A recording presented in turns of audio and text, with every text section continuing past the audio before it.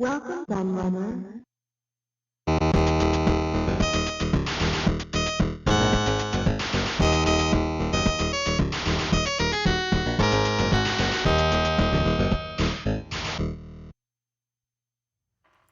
Hello everybody, Kieran aka the Laird here, and I'm back with a new hardware review for you.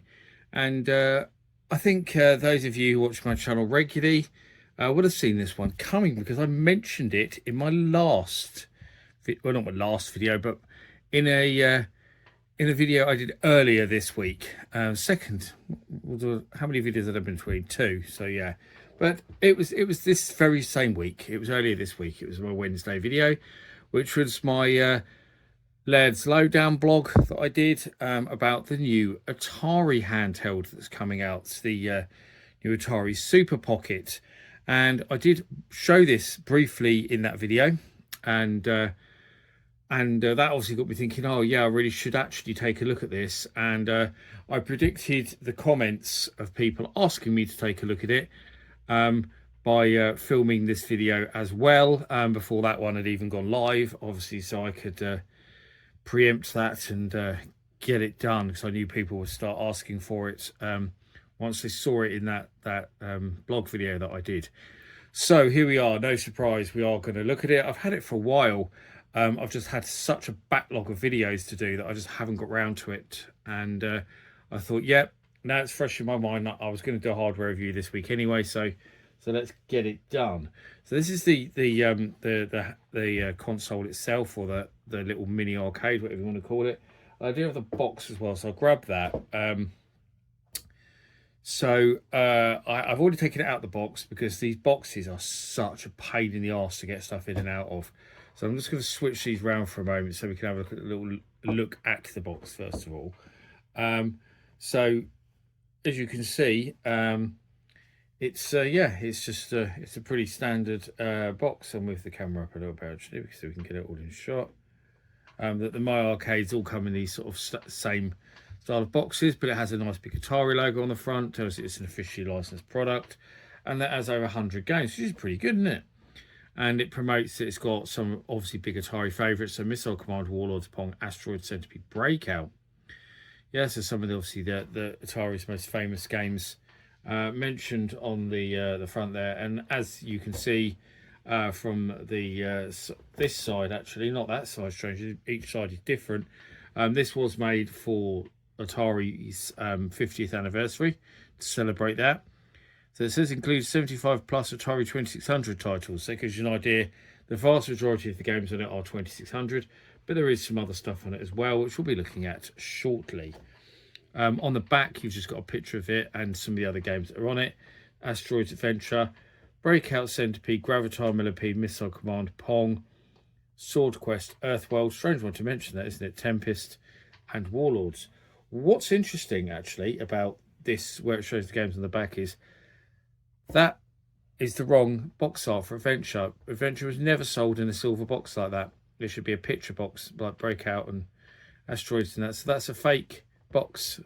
No such box exists for Adventure. So it's strange how they use that. And they are kind of correct to put Pong and just have Video Olympics there, because Video Olympics was called Pong Sports. Also, when it's released by Sears. It's interesting that they use the red box Missile Command, because that's an incredibly rare version of the game. The red box Missile Commands are very hard to come by, and not the traditional artwork, which is like that. Obviously, Tempest, I'm assuming, is the god-awful prototype version that they seem to stick on everything. The 2600 prototype, which is awful, and I don't know why it gets stuck on every single device with the Atari badge on, because it's barely even playable. You know, there are other versions of Tempest. You don't have to keep using this horrible Atari 2600 prototype. Why can't they use the 5200 version of Tempest? Why not? It's out there. It was released by Atari Age, who Atari now own, so you know it's their game. Why not? Why is it not out there? Why can't they just use that? Really annoys me. But anyway, so that's the box. Not a lot else to say. And then inside the box there is the usual of having the manual, Microplayer Pro manual. So it's not very interesting, is it? It's just like tells you what all the buttons do and how to put batteries in and stuff like that in every language you can think of. And then we have a poster These ones quite nice. I think this is probably the same as the one that's in lots of the other arcades have got. So we've got the pocket players. I've looked at the Pac-Man one on this channel actually a while back, because it has Pac-Man, Pac-Mania. It's worth having for Pac-Mania, to be fair. There's a Ms. Pac-Man one, which is Ms. Pac-Man, Mappy and Sky Kid, which is strange. You'd think maybe it'd be like Junior Pac-Man would be one of them, and maybe Pac-Land. Why Mappy and Sky Kid? Don't have much to do with Pac-Man, do they? The Galaga ones, Galaga, Galaxy and Xevious. Basically makes a little bit more sense. Then Dig Dug one. I nearly got the Dig Dug actually one a while ago. I saw it in a shop and ummed over it. Then when I went back, they didn't have it. So yeah, wish I'd kind of bought it now. I think it was a bit more than I wanted to pay. But that has a Dig Dug 2, and Tower of Druaga on it. Bubble Bobble pocket player. So these are the Namco ones. Then we've got some Taito ones here. So that's got Bubble Bobble Part 2, and Rainbow Islands, all NES versions, I'm assuming there. Don Doko Don pocket player, which has got Don Doko Don, Don Doko Don 2, and Check and Pop, which is actually kind of a prequel to Bubble Bobble, believe it or not. And then there's the Bases Loaded one. I've got that, but it's called something else. I looked at it on the channel. Bases Loaded, Racket Attack, Goal and Hoops. What's it called? The one I've got, it's the same one, but it's called Sports something or other. I can't think what the actual name of it now is. Is it Stadium Sports or something? I don't know, something like that anyway. But it's the same one. It's exactly the same one. I've looked at that on the channel as well. And there is a Contra one down the bottom. So we've got a Konami one. So that's Jaleco. This is Konami. It's just got Contra and Super Contra on it. It's only 2 games on that one. I've actually never seen that one. I didn't even know that one existed. But only having 2 games, that's mega stingy, isn't it? Surely there's other games they could have put on that one. Blimey. And then the arcade ones on the back. So Burger Time, which I've got. Caveman Ninja, don't have that on. Karate Champ I've got, looked at on the channel. Bad Dudes I've looked at that on the channel. Heavy Barrel. Pac-Man one I've got. Dig Dug, Galaga. I've got a Galaga one, not that one though. The Galaga one's different, isn't it? It was Pac-Man, Mappy, Galaxy and Rolling Thunder. I'd like to get the Rolling Thunder one actually. Coming soon, so God knows. Then the Taito ones, Bubble Bobble, Elevator Action. Didn't know that one was out there actually. I wouldn't mind picking up those 2. And then some premium ones, that they call them, which is the Street Fighter 2 one, Contra, and a Space Invaders one, which is very snazzy because it's actual proper Space Invaders, not like the Space Invaders one I looked at on here, the Basic Fun one, which is a kind of LCD game and not that great. Better than I thought it would be though, to be fair. Right, so that's the poster. We've looked at that. So let's bugger that box off as well. That can go away. And get back to looking at the actual little handheld. And I'll put the camera back on down there. There we go. That's better, isn't it? So let's have a look around this first of all. So first of all, you can see it's got a sticker on the screen, which shows the Atari 2600 version of Missile Command. They always put these stickers on the screen. It's so that it looks like it's got a game on it through the packaging when you see it through the packaging. But we can peel that off now, so I can turn it off for the moment, so we won't be able to see the games when I play them. We have a nice joystick, really clicky, actually good quality joystick. And at first, I thought this joystick might unscrew, but it doesn't. But it reminds me of the Neo Geo joystick actually, because it's very nice and clicky. A and B buttons. I don't know why one of them's yellow. I think that just looks a bit strange. I think it would have been better with red and orange, but I don't know. And then we've got Home, Select, Start on the top there. So we've got all the buttons there, and then TV types. You actually have got the colour black and white switch, which is good because some games do use that. Difficulty button, which is obviously the same as the difficulty switch. Then there's a kind of fake coin door. That's just like a sticker on there. The graphics on the side, obviously side art. It's the same on both sides, and on the back we have a battery door. And actually, this one.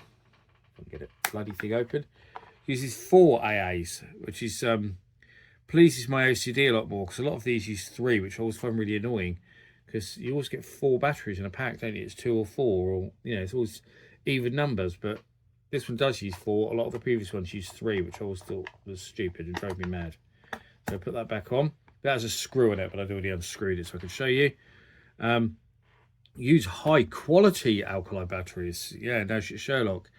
And then down the bottom here, we have, that's a light. What that does then, just that out backlight maybe. As a power socket, you can just use a USB-C. So I'm actually going to use, I'm not going to piss about with batteries today like I usually do with these reviews, because in my new office, in my new house where I am, when we had the house all redone before we moved in, I had USB sockets put everywhere. So I can now plug stuff directly into the wall, which is absolutely awesome. So I've got USB sockets right behind my computer desk, which is where I'm filming this. Headphone socket, speaker, volume up, volume down, and the one in the middle is the on-off switch. So I can plug that in there.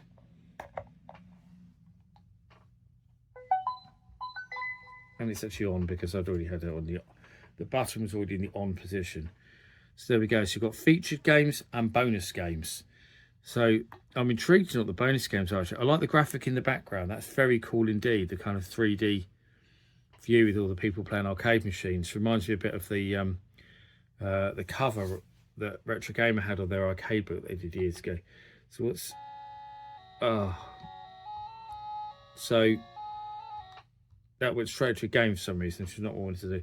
So the bonus games to make it over 100 looks like they're NES games. 8 Eyes, Bad Street Brawler, Dash Galaxy Escape for Atlantis, F-22, Freefall, Quadoki Greeds, Immortal, Little Lancelot, Mermaids of Atlantis, Metal Tech, Motor Rally, Motor City Patrol, The Mutant Virus, Nightshade, PAL 2, Pyramids of Ra, Reversi, and Snacky.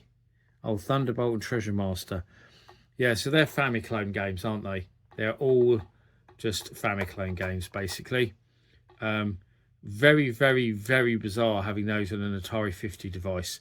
Why would you stick 25 random games on there which have absolutely nothing to do with Atari and absolutely nothing to do with the anniversary of Atari being 50, when you could have put Atari arcade titles on here, or you could have put Atari 7800 or Atari 5200 or Atari 8-bit or Atari Lynx, or any Atari really. There's so much Atari stuff you could have put on here that you just think, why the flipping hell did they do that?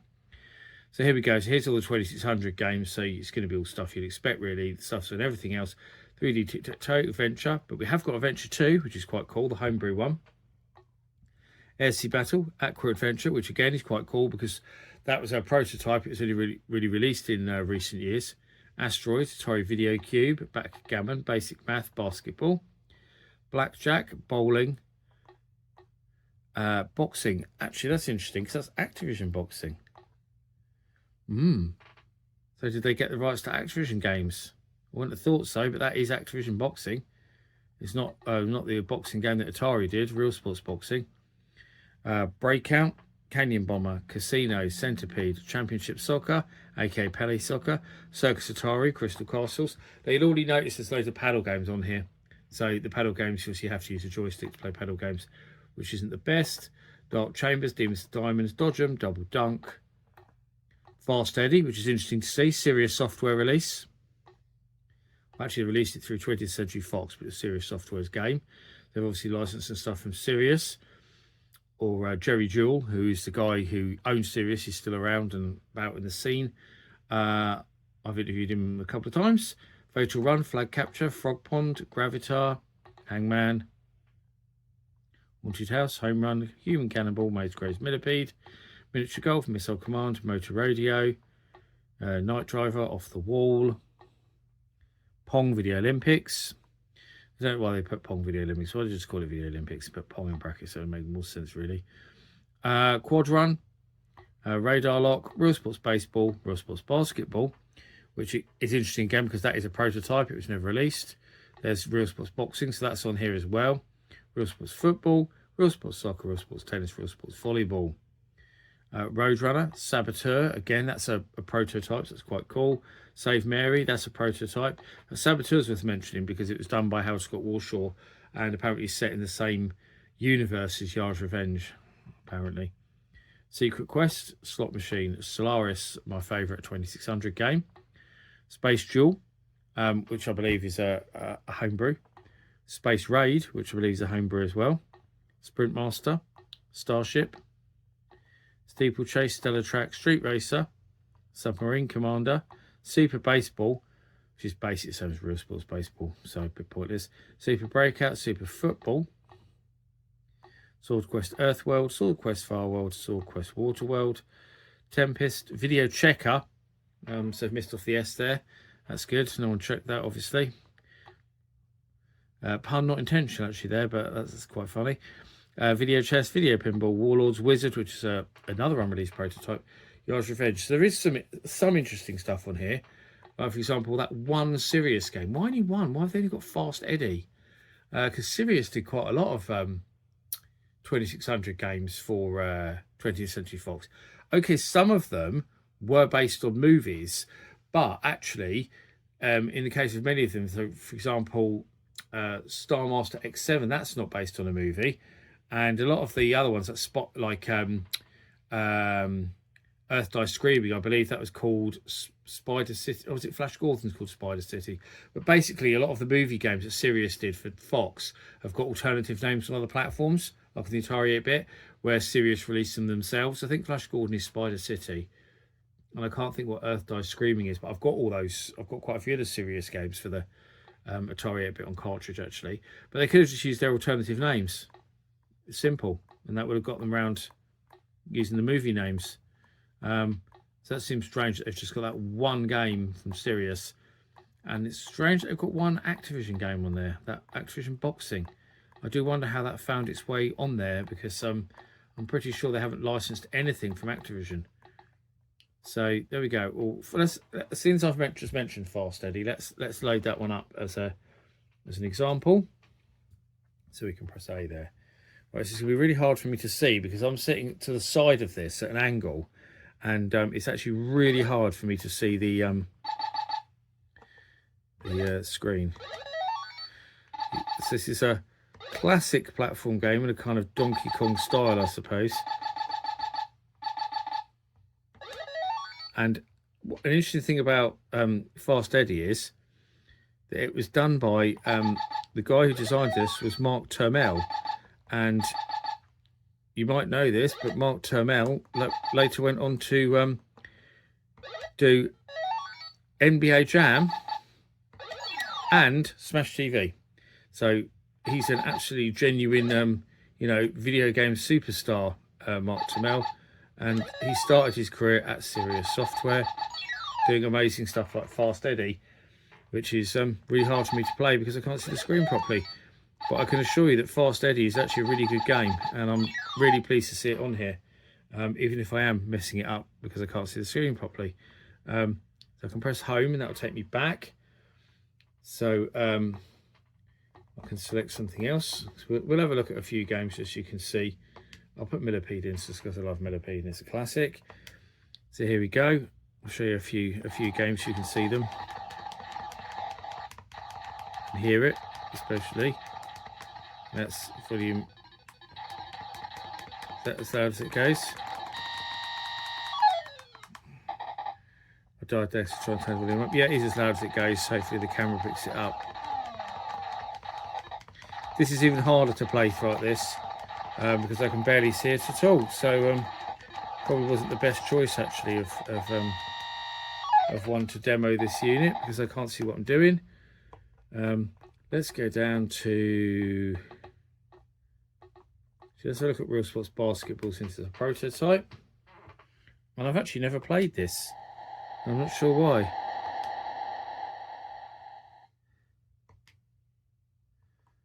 Oh. It's a bit janky, isn't it? My God.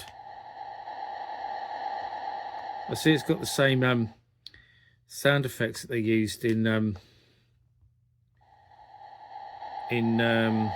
Real Sports Volleyball, it sounds like. And it's not very good. It doesn't seem to work very well. I'm not sure actually why we've got an A and B button because oh no, it's for the NES style games, isn't it? Just thinking about it. But if it had 7800 games on, that would have made sense. So let's go. Actually, I've just noticed that's interesting. but it's got Roadrunner because that's a licensed game. And they would have needed the license from Warner Brothers, surely, to put that on there. That is strange. I'm wondering if they realised that they were using a licensed game. So I've never seen it appear on anything else, Atari-wise. Like, it's not an Atari 50, for example. And that's simply because of the license involved in it. So, yeah. I'm very surprised to see that there. I think that might be been put there in error. I think that might have been put there in error. And I think boxing might have been put there in error as well, to be honest, like I say. So let's go there. I mean, this game is just absolutely incredible.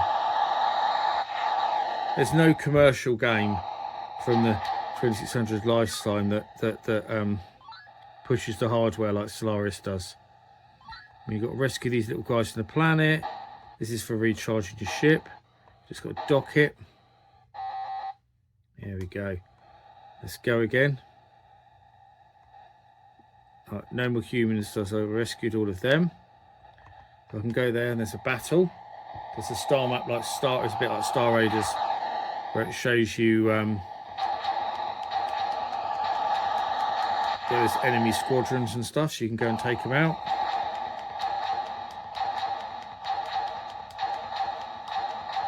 Just there it is in the background. Another ship. Got him.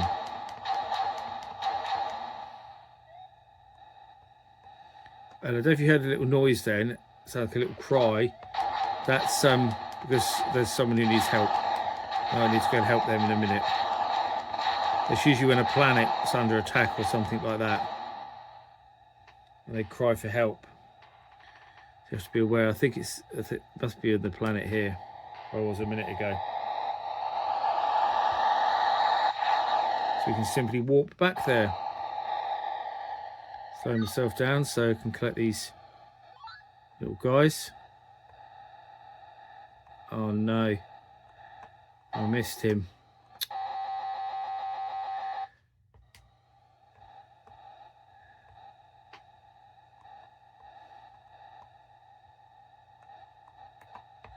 We'll always go back there.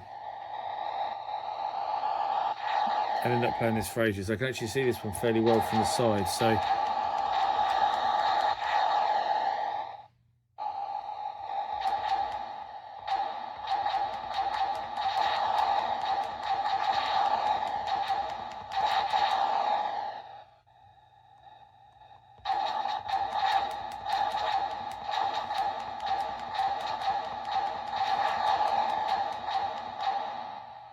right, I'll be end up playing that forever because I love Solaris so much. That gives you an idea of how this unit plays and stuff. What else could I put on briefly? Let's put just a little bit of asteroids, just so I can show you a few games, eh? Those asteroids, just so you remember it, nice and noisy.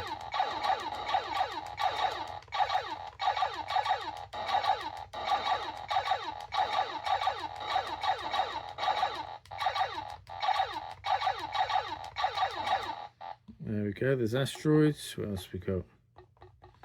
Oh, let's do Crystal Castles. Big favourite of mine. I love Crystal Castles, but also I had this back in the day.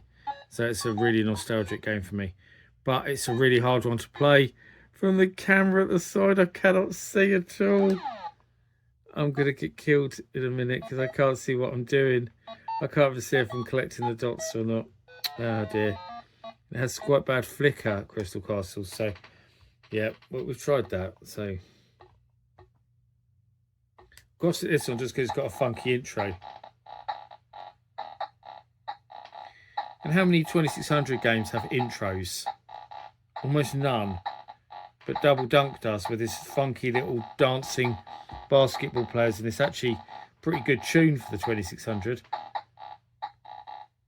Well, I used to sit there and listen to this for ages when I had this as a young'un, because I thought it was just really cool. The game's just like a 2-on-2 basketball game, and it's actually pretty good. It's a lot better than the real sports basketball that we looked at a minute ago. One of the last 2600 games, Fatal Run. Very, very impressive game. So you can hear straight away by that music. I mean, look at that. Visually, it's excellent. It's a bit like Road Blasters, really. You destroy the cars and stuff.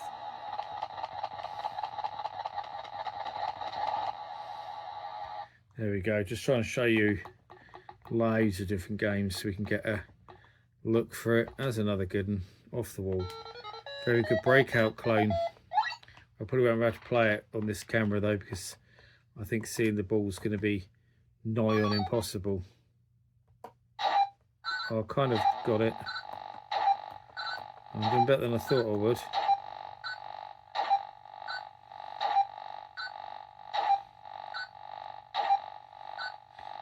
And this was done by Nolan Bushnell's later company that he had, Axlom, because they did several new games for the 2600, and they had Todd Fry working for them as well, who did, of course, famously did the 2600 version of Pac-Man. He was working for them.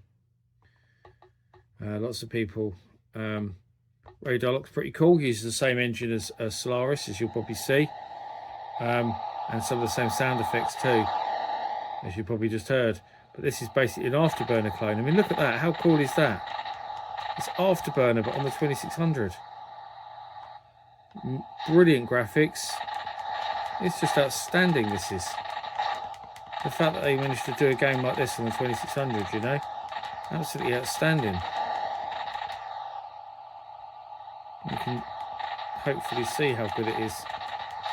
Hopefully the camera's picking up quite well. But yeah, absolutely amazing game. But yeah, I don't think we need to look at anything more really. I'm not going to go through the Famiclone games, because I just think it's disgraceful that they're even there. Sprint Master's cool. That's Super Sprint on the 2600 basically, but we'll go back to the main menu. And that's it really. I'll just sum it up here.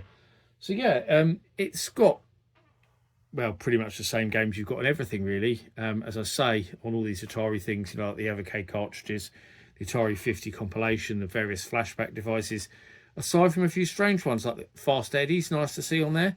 Boxing definitely shouldn't be there, I don't think, but it's there. That's quite a decent game, I suppose. I prefer Real Sports Boxing, but Activision Boxing is pretty good as well. And Roadrunner, which somehow snuck on there, which I'm pretty sure is not supposed to be on there, but yeah, but it does upset me a bit, the bonus games. Just such a missed opportunity when they could have put Atari 7800 games on there instead, or 5200 games, and that would have filled it up quite nicely. So I mean, 7800 would have made the most sense, I suppose, because 5200 might need extra controls. But yeah, I would have banged up, you know, a load of 2600, not 7800 games to fill it to 100, and maybe put a few other bits and pieces on there that they could have stuck on there, like I mentioned, they could have had more serious software, you know, games if they'd have got a lot, if they had a license from them, which it seems like they do, to have put Fast Eddie on there. Perhaps there's some others they could have put on there. There's also some other prototypes and stuff they could have put on there as well, maybe. Or we could have had arcade versions of games as well. That's another possibility. But yeah, I mean, I'm trying to think of some games that were missing that could have been on a Steeplechase, for example. I don't remember seeing that on there. Submarine Commander, or that's the Sears ones, you know, they could have put them on there. So there is some other stuff they could have put on. But there we go. It's still pretty nice little device though. I like the joystick a lot. The joystick is really, really good.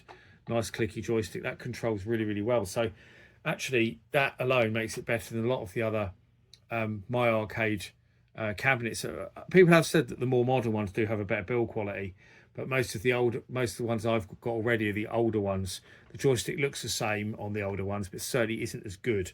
It's a bit imprecise. This one is a lot more precise and a lot better. So I must try and get some more of the newer ones, because I heard, you know, one of the other videos that I did about how much better the newer ones are, and this seems to certainly confirm that. But anyway, yeah, quite a nice little device. I'm probably not going to play it that much today, so I'm probably just going to keep it as a collector's item. But that's the Atari 50 My Arcade. If you have one of these, let me know what you think. I just noticed that's lit up there. Is that the light button that was on the back? There was a light button, wasn't there? Let's just have a look at that. No, it doesn't seem to do anything at all. Let's see, that's oh, it changes to light brightness of the screen. Oh, there we go then. That's that. So there is the light button. I forgot all about that. Changes the brightness of the screen so you can make it brighter. So that's backlight switch basically. But yeah, there we go. I digress. Let me know what you think of the Atari 50 My Arcade. I've been the Laird. Thank you for watching, and I'll see you all again for another video very soon. Bye bye.